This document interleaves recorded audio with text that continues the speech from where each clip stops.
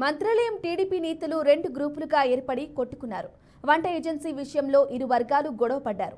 దీంతో టీడీపీలో వర్గ విభేదాలు భగ్గుమన్నాయి. టీడీపీ జిల్లా అధ్యక్షులు తిక్కారెడ్డి, నియోజకవర్గం ఇన్ఛార్జి రాఘవేంద్రారెడ్డి వర్గీయుల మధ్య మొదటి నుంచి ఘర్షణ వాతావరణం నెలకొంది. కూటమి అధికారంలోకి రావడంతో ఆయా పదవుల పంపకంలో విభేదాలు తలెత్తాయి. మంత్రాలయంలో మధ్యాహ్నం భోజనం పథకం కింద మేమంటే మేమంటూ తిక్కారెడ్డి, రాఘవేంద్రారెడ్డి మనుషులు కొట్టుకున్నారు.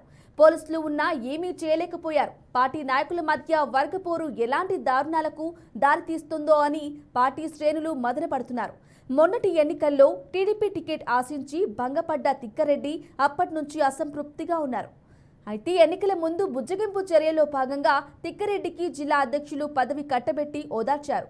అయితే మొన్నటి ఎన్నికల్లో తిక్కారెడ్డి పార్టీకి పనిచేయలేదని ఆరోపణలు రాగా పార్టీలోని సీనియర్లను కలుపుకొని వెళ్లడంలో టీడీపీ అభ్యర్థిగా రాఘవేంద్రారెడ్డి విఫలమయ్యారని పార్టీ శ్రేణులు అంటున్నారు. చూడాలి ముందు ముందు ఎలాంటి పరిణామాలు చోటు చేసుకుంటాయో మరి.